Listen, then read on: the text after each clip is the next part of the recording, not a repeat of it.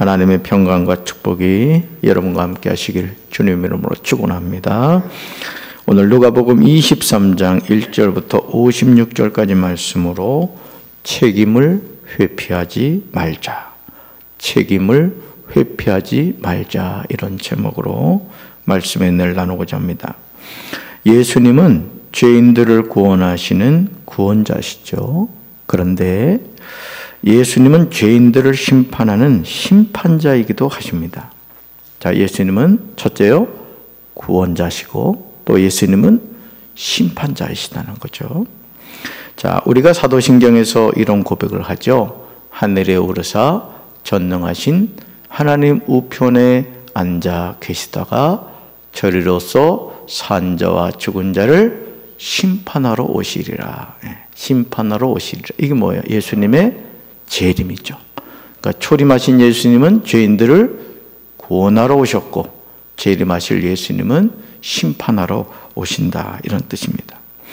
그런데 지금 이상한 형국이 일어나고 있죠. 죄인이 구원자이자 심판자이시기도 한 예수님을 판결하고 있는 겁니다. 그것도 정당한 재판이 아니라 불의한 재판으로 예수님에게 사형언도를 하고 있는 것을 보게 됩니다. 사랑하는 성도 여러분, 오늘도 이런 불합리한 일이 우리 삶에 그대로 일어나고 있음을 우리가 잊지 말아야 됩니다. 인생을 지혜롭게 사는 방법 가운데 하나는 자신의 위치를 분명하게 알고 살아가는 거죠. 내 위치가 뭔가, 내 위치가 뭔가. 빌라도는 유대 총독으로 자신에게 주어진 지위를 잘못 사용했습니다. 그래서 그는 그리스도인들이 사도신경을 암송할 때마다 저주의 아이콘이 되고 말았어요. 저주의 이름으로 불려지고 있습니다. 우리가 일제 36년 하면 우리 조국 대한민국 조선 팔아먹은 누구 생각나요? 이완용이 생각나죠? 저주의 아이콘이 된 거예요. 마찬가지로 우리가 이 빌라도도 그렇다는 거죠. 그러므로 우리는 자신의 위치가 무엇이고 또 현재 자신이 누리고 있는 권한을 그릇되게 사용하고 있지 않은가 돌이켜봐야 됩니다. 사실 저도 이 부단임 목사로 한 16년 생활하다가 앞에 붙자 딱 떼고 나니까요, 갑자기 어깨가 얼마나 무거워지는지 몰라요. 여러분, 우리 각자에게 하나님이 어떤 직분을 주셨든지 그 직분에 합당한 신앙생활 하며 살아가시기를 주님의 이름으로 축원합니다. 그래서 여러분 담임 목사 위해 기도해 주셔야 됩니다. 정말 강경제일교회를 주님이 기뻐하시는 교회로 바로 이끌어갈 수 있도록 여러분과 한마음 한뜻이 되어서 이 교회를 바로 세워가는 일에 하나님 우리 목사님에게 지혜를 주십시오. 능력을 주십시오. 여러분 기도해 주시길 주님의 이름으로 축원합니다. 자, 첫째로 6절과 7절을 보시면 빌라도는 자신에게 주어진 지위를 선용하지 못했음을 기억해야 합니다. 여러분은 성경에 나오는 이름 가운데 가장 저주받은 이름이라면 누구라고 생각하십니까? 동생 아벨을 죽인 가인일까요? 아니면 예수님을 은 30에 팔아먹은 가룟유다입니까? 아니면 예수님을 3번이나 모른다고 저주하면서 부인했던 베드로입니까? 그런데 놀랍게도 이 사람들이 아니죠. 바로 그 이름이 누구라고요? 유대 총독이었던 빌라도입니다. 빌라도가 저주의 이름이 된 이유는 한 가지입니다. 그는 자신의 지위를 통해서 정직한 재판을 할 수 있었음에도 그것을 포기하는 것을 보게 됩니다. 그래서 제가 인천에서 인천지방검찰청 검사들을 일주일에 2번씩 신회 예배 인도를 했어요. 제가 검사님들한테 늘 했던 말은, 여러분들이 검사로서 법을 이렇게 집행하는 일을 하십니다마는 여러분 또한 하나님 앞에 서게 될 겁니다. 그러니 검사라는 지위를 가지고 하나님 기뻐하지 않는 일을 하지 마십시오. 하나님이 여러분에게 검사라는 지위를 준 것은 우리 대한민국을 바로 공의로운 사회를 만들어가기 위해서 여러분에게 지혜를 주신 거고 검사가 되신 겁니다. 제가 그런 이야기를 예배드릴 때 종종 했습니다. 여러분 누가복음 23장 6절로 7절을 보시면 정직한 재판을 할 수 있었음에도 이것을 내려놓은 포기하는 빌라도의 모습이 나타나죠. 자, 6절과 7절 같이 읽습니다. 빌라도가 듣고 그가 갈릴리 사람이냐 물어 헤롯의 관할에 속한 줄을 알고 헤롯에게 보내니 그때 헤롯이 예루살렘에 있더라. 아멘. 자, 빌라도는 자신에게 정당하게 재판할 권한을 가지고 있었음에도 그것을 헤롯에게 떠넘기려고 합니다. 아유, 귀찮아. 아이고, 헤롯 관할인데 헤롯 보고 처리하라고 그래. 이렇게 이야기를 한 거죠. 오늘 저와 여러분은 어떻습니까? 주님이 나에게 맡기신 사명을 누군가에게 떠넘기고 있지는 않습니까? 아니면 성령님께서 나에게 시키시는 일을 방치하고 있지는 않습니까? 빌라도의 회피적인 행동이 예수님을 업신여기고 희롱하게 만드는 원인이 되었음을 잊지 말아야 됩니다.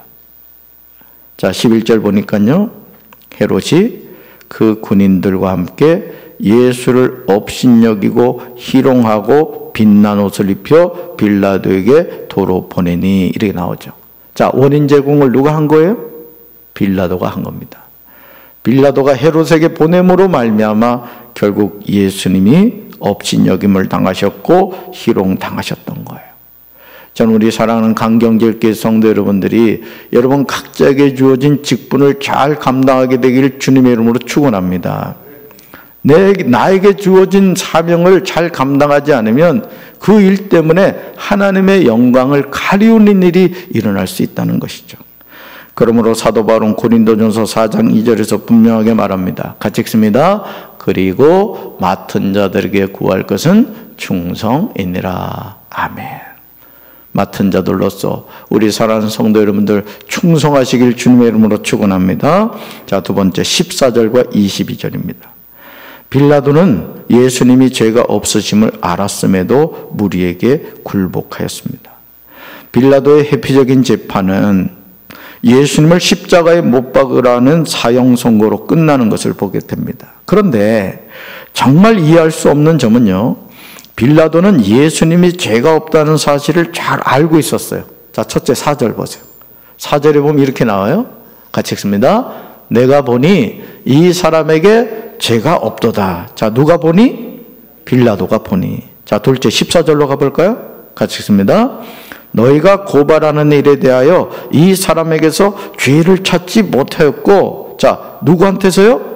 예수님에게서 뭘 찾지 못했다고요?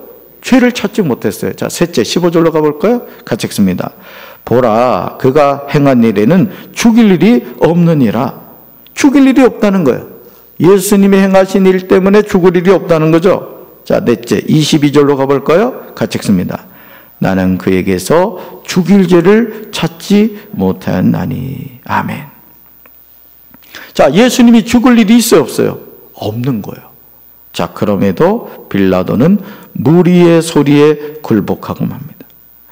누가복음 23장 23절을 보시면 이 말을 들은 사람들은 뜻을 굽히지 않고 빌라도에게 계속해서 큰 소리로 예수님을 십자가에 못 박으라고 요구했습니다. 결국 빌라도는 죽일 일이 없고 죽을 죄가 없음에도 사람들의 요구대로 하기로 결정하였습니다. 정말 놀랍지 않습니까? 정당한 재판을 해야 하는 위치에 있는 빌라도가 무리의 소리에 굴복하는 모습이 상상이 되십니까? 무리의 소리에 굴복한 빌라도는 여지없이 무너지고 말죠. 그는 재판의 가장 중요한 요소인 정직과 공의를 포기한 겁니다. 오늘 우리가 조국 대한민국에서 각자의 분야에서 각자의 지위와 역할을 가지고 살아갑니다. 제가 얼마 전에 이렇게 봤는데요. 청소 미화원이신 것 같아요. 오토바이를 타고 이렇게 길을 다니시면서 길가에 있는 그 휴지를 집게로 이렇게 찝으셔서 봉지에 담는 거예요. 저는 그 모습을 보면서 참 감동을 받았습니다. 아, 저렇게 자신에게 주어진 일을 참 위험하잖아요. 오토바이를 타고 길가에 있는 그 휴지를 집게로 이렇게 집어서 휴지 봉지에 담는 거예요. 한편은 이런 생각이 들었습니다. 왜 쓰레기를 저기다 버렸을까? 누가 버렸지? 이런 생각이 들었습니다. 여러분, 우리는 대통령이 돼야 큰일을 한다 생각하죠? 아닙니다, 여러분. 우리가 조국 대한민국을 사랑하고요, 우리가 주님의 몸된 존인 강경제일교회를 사랑하는 것은 큰 것에서 나타나지 않습니다. 아주 작은 것. 바닥에 떨어져 있는 그 쓰레기 하나 줄 수 있는 마음이 있다면 하나님이 여러분에게 더 큰 일을 맡길 줄로 믿습니다. 큰 일에 대한 욕심 내지 마시고 내가 지금 할 수 있는 일이 무엇인가. 여러분, 빌라도에게 하나님이 여러분 유대 총독이라는 엄청난 지위를 주셨잖아요. 그리고 죄가 없다는 사실을 너무나 잘 알고 있었습니다. 그럼에도 무리의 소리에 굴복해서 정직과 공의를 포기한 거죠. 결국 빌라도는 무리가 구하는 대로 정말 죄인인 바라바는 놓아주고 죄가 없으신 예수님은 넘겨주어 무리의 뜻대로 하게 한 것이죠. 지금 여러분은 무엇에 굴복하고 있습니까? 아니, 굴복하려고 하십니까? 돈을 받고 또는 성공을 보장받고 불의와 타협하고 있지는 않습니까? 그것이 무엇이든 주님은 그것에 관해 물으실 것입니다. 이 사실에 관하여 시편 96편 13절은 분명하게 대답하고 있습니다. 우리 같이 읽습니다. 그가 임하시되 땅을 심판하러 임하실 것임이라. 그가 의로 세가를 심판하시며 그의 진실하심으로 백성을 심판하시리로다. 아멘. 그죠? 그가 임하시되 땅을 심판하러 임하신다는 거예요. 저는 우리 사랑하는 우리 강경제일교회 성도 여러분들이 하나님의 심판이 있다는 사실을 기억하고 늘 겸손히 하나님의 말씀에 순종하며 살아가게 되시기를 주님의 이름으로 축원합니다. 세 번째로 28절과 29절입니다. 우리는 지금 우리 자녀들을 위하여 울어야 함을 잊지 말아야 됩니다. 예수님의 재판은 불법이었습니다. 아주 기습적인, 아주 새벽에 일찍 모여가지고 정말 이 불의한 재판이었습니다. 그럼에도 불의한 재판으로 예수님은 십자가를 지셔야 했습니다. 너무 탈진하신 예수님은 십자가를 지고 가실 힘이 없었습니다. 그래서 군인들은 시골에서 오는 시몬이라는 구레네 사람을 붙들어 예수님의 십자가를 지어 따르게 합니다. 그런데 27절을 보시면 예수님이 가시는 길에 여자의 큰 무리가 따라오는 것을 보게 되죠. 자, 27절 같이 읽습니다. 또 백성과 및 그를 위하여 가슴을 치며 슬피 우는 여자의 큰 무리가 따라오는지라. 아멘. 자, 이때 예수님은 돌이켜 그들을 향하여 말씀하십니다. 저는 이 음성을 저와 여러분이 듣게 되시기를 주님의 이름으로 축원합니다. 자, 말씀 같이 읽습니다. 예수께서 돌이켜 그들을 향하여 이르시되 예루살렘의 딸들아, 나를 위하여 울지 말고 너희와 너희 자녀를 위하여 울라. 아멘. 거담 찍으세요. 너희와 너희 자녀를 위하여 울라. 지금 예수님의 이 말씀이 깨달아지십니까? 예수님은 지금 여인들을 향하여 나를 위하여 울지 말고 너희와 너희 자녀를 위하여 울라고 하십니다. 왜일까요? 왜 예수님은 이런 말씀을 하시는 것일까요? 그 이유는 하나님의 두려운 심판 때문에 그렇습니다. 지금 예수님 자신의 죄 때문에 십자가를 지시는 것이 아니죠. 오히려 우리와 우리 자녀들은 자신의 죄 때문에 심판을 받게 되는 겁니다. 그러므로 우리가 자신의 연약함과 자녀들의 연약함을 주님 앞에 내려놓고 겸손하게 고백하지 않으면 우리는 어느 순간 넘어질지 모릅니다. 여러분, 우리 과신할 거 하나도 없어요. 우리가 믿음이 인도라고 합니다마는 우리가요 순간적으로 넘어집니다. 마귀가 우는 사자같이 산길자를 찾고 있기 때문에 정말 어느 한순간에 갑자기 내가 시험에 들게 되고 어떤 인생의 문제에 빠지게 된다는 것이죠. 자, 그렇기 때문에 34절에서 이렇게 말씀하시죠. 자, 34절 같이 읽습니다. 아버지, 저들을 사하여 주옵소서. 자기들이 하는 것을 알지 못함이니이다. 아멘. 자기들이 하는 것을 알지 못한대요. 오늘 우리도요 영적으로 깨어있지 않으면 하나님을 대적하는 말과 행동을 하고 있음에도 불구하고 그것이 잘못된 것을 깨닫지 못하는 거예요. 마치 어린아이들이 그렇잖아요. 어린아이들은 모든 벽이 도화지잖아요. 그래서 그냥 크레파스 가지고 그냥 피카소를 닮아가지고 그냥 도배를 새로 해놨는데 막 그림 그리잖아요. 왜 그래요? 그것이 잘못된 것인가를 모르기 때문에 그래요. 오늘 우리가 하나님 앞에 그럴 수 있다고요. 하나님 앞에 나는 바른 행동을 하고 바른 말을 한다고 생각하지만 하나님의 말씀에 비추어 봤을 때 아이고 이거 하나님 기뻐하지 않는구나, 이런 일을 우리가 할 수가 있다는 것이죠. 이제 우리는 우리 자신과 우리 자녀들 위해 울어야 됩니다. 저는 저 자신부터 하나님 앞에 눈물을 회복하기를 원합니다. 여러분도 기도할 때마다 눈물 흘리셔야 돼요. 그래서 그런 말이 있더라고요. 자녀를 위하여 미리 눈물 흘리래요. 자녀를 위하여 미리 눈물을 흘리면 나중에는 기쁨이 가득하게 된다는 거예요. 여러분 나중에 울지 마시고 우리 오늘 이 새벽에 울다 갑시다. 할렐루야. 네, 자녀를 위한 눈물은 자녀들에게 보석이 됩니다. 저는 우리 사랑하는 성도 여러분들이 정말 우리 자신과, 그렇죠? 우리 자녀들 위해 울어야 돼요. 울어야 하나님의 긍휼하심을 힘입게 됩니다. 그러므로 시편 126편 5절로 6절에서 다음과 같이 기록하고 있습니다. 우리 말씀 같이 읽습니다. 눈물을 흘리며 씨를 뿌리는 자는 기쁨으로 거두리로다. 울며 씨를 뿌리러 나가는 자는 반드시 기쁨으로 그 곡식단을 가지고 돌아오리로다. 아멘. 지금 눈물로 주님 앞에 나아가 엎드리시기를 주님의 이름으로 축원합니다. 그 눈물을 주님이 받아주시고 우리 사랑하는 성도들의 삶에 하나님의 은혜를, 하나님의 축복을 풍성히 채워주시기를 주님의 이름으로 축원합니다. 가슴에 손 얹겠습니다.